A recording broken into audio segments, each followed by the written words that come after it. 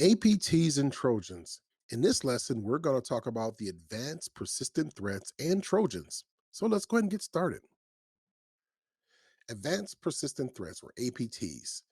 These are one of the most sophisticated threats to an organization. They require significant expertise, resources, and multiple attack vectors. They further require an extended foothold and adoption of security controls placed in the target organization to evade and continually exfiltrate the information of or achieve motives. Additionally, these threats track their targets over an extended period.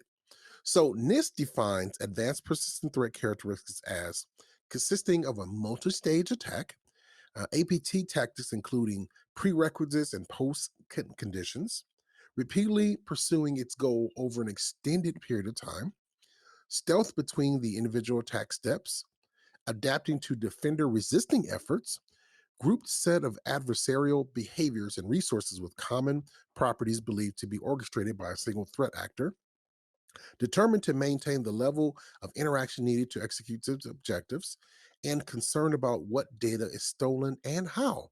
So, those are all the characteristics of an APT defined by NIST. So, successful APT attacks can be highly beneficial to the attackers because they are sophisticated and targeted.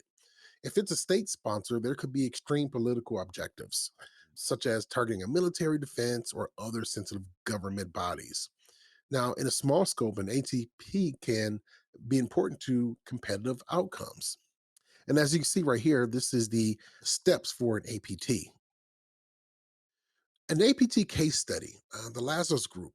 The Lazarus Group is attributed to the North Korean government and active since 2009. This group was reported in 2014 for a destructive wiper attack on the Sony Pictures Entertainment, and in 2017 for diswiping attacks against an online casino based in Central America. As per the MITRE attack, the name Lazarus Group is used to refer to any activity attributed to North Korea. Now, some organizations track North Korean clusters or groups individually, such as Bluenoff or APT 37 or APT 38, while others track these related activities to groups named under the Lazarus Group name. So, Trojan concepts. Let's talk about some of the concepts of Trojans here. So, again, a Trojan is a malicious program that deceives the user about its actual purpose. As a result, Trojans may provide unauthorized access to an attacker as well as access to personal information. This can lead to infection or of connected devices across the network or other malicious activities. So, these are the most common uses for Trojans: creating a backdoor into a network or system, gaining unauthorized network to the network, access files, or any other type of unauthorized area. Of course, stealing information, infecting connected devices, ransomware attacks that could be originally source of a Trojan, using victims for spamming, using victims as a botnet, downloading other malicious or software, disabling firewalls, deleting or replacing critical system files, record screenshots, audio, video of the victim's PC. So, again, these are common uses for Trojans. So, let's talk about the Trojan infection process. Basically, there's 5 steps to this. So, basically, a Trojan is created using like a Trojan construction kit. A dropper is created, and then a wrapper is created. Then you propagate the Trojan, and then you execute the dropper. So those are the stages of the infection stages of a Trojan. So the Trojan construction kit, attackers can develop their own Trojans with the help of the Trojan construction kit. These customized Trojans can be more dangerous for the target and attacker, and if it backfires or not executed properly. So in addition, they can avoid detection from viruses and Trojan scanning software. Now, some Trojan construction kits are the Dark Horse Trojan Virus Maker, the Senna Spy Generator, Trojan Horse Construction Kit, Progenic Male Trojan Construction Kit, and Pandora's Box. So, again, things that you want to note for the exam. Okay, droppers. A program or software called a dropper is made to drop a payload on the target machine. Again, the main purpose of this dropper is to install malware codes on a victim's computer without alerting that user. Popular Trojan dropper tools are Trojan Dropper 132 Rotbro A, Trojan Dropper 132 Swissine, Trojan 132 Meridrop, and Trojan Distrover C. Wrappers, called glueware, are a non-malicious files that bind malicious files to propagate Trojan horses. A wrapper binds the malicious files to an innocent-looking file to create and propagate the Trojan to avoid detection. Basically, they're common executable files that are used to wrap with, such as games and videos and other non-malicious files. And some of these we've talked about in the previous lesson. Crypter is used while creating Trojans. Encrypting or obfuscating and manipulating malware and malicious programs is the crypter's primary goal. Using crypters to hide malicious programs makes malware more difficult for security programs to detect. Some available cryptors for hiding malicious programs are Cryptogenic Crypter, Heaven Crypter, and Swas Crypter. Trojan Horse Construction Kits. Trojan Horse Construction Kit, the Progenic Male Trojan Construction Kit, or in Pandora's Box. So those are, again, some examples of the Trojan Horse Construction Kits. Some examples of cryptors: AIO UFD Crypter, Hidden Site Crypter, Galaxy Crypter, Cryogenic Crypter, Heaven Crypter, and Swaz Crypter. Trojan concepts continued. Exploit kits: Infinity, Phoenix Exploit Kit, Black Hole Exploit Kit, Bleeding Life, and Crime Pack.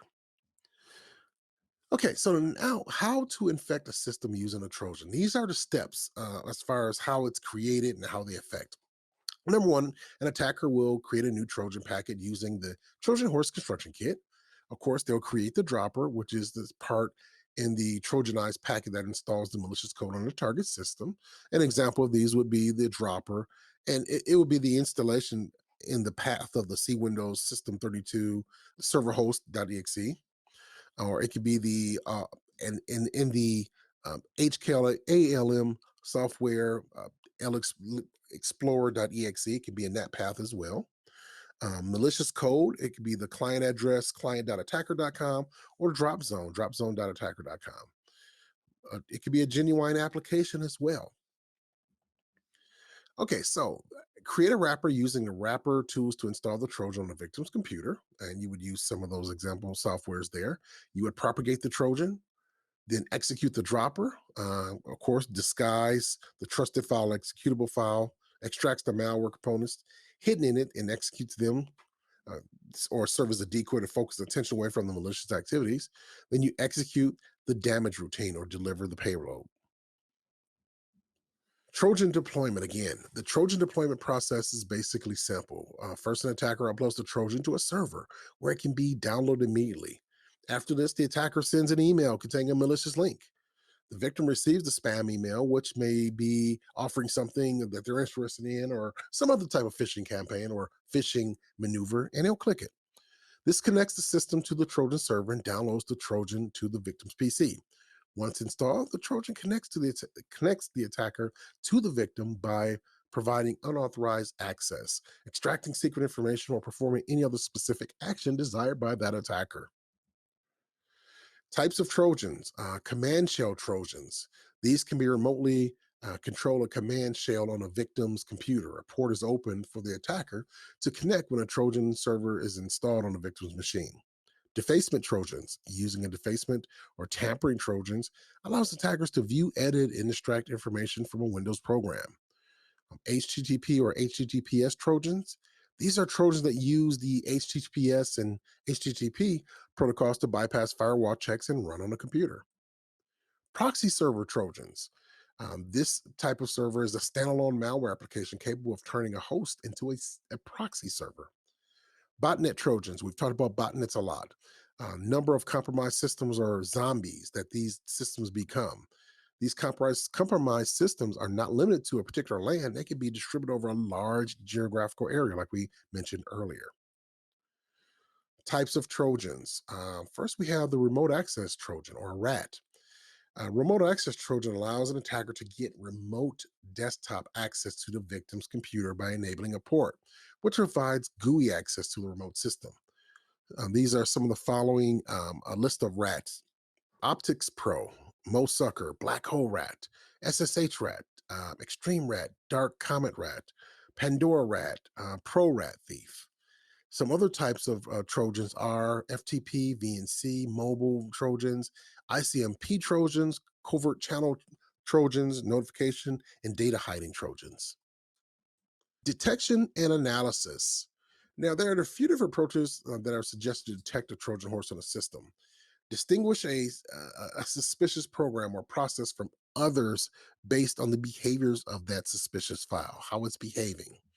Identifying the Trojan horse's intended targets is necessary before analyzing and detecting a Trojan. Most of the time, a Trojan horse work on the registry, file, port processes, and system services, and other I/O interfaces like keyboard, webcams, etc. You can protect your network and systems by taking measures to prevent Trojan horse attacks. Some key countermeasures can be followed to protect your system. Avoid clicking on, of course, suspicious and substack emails.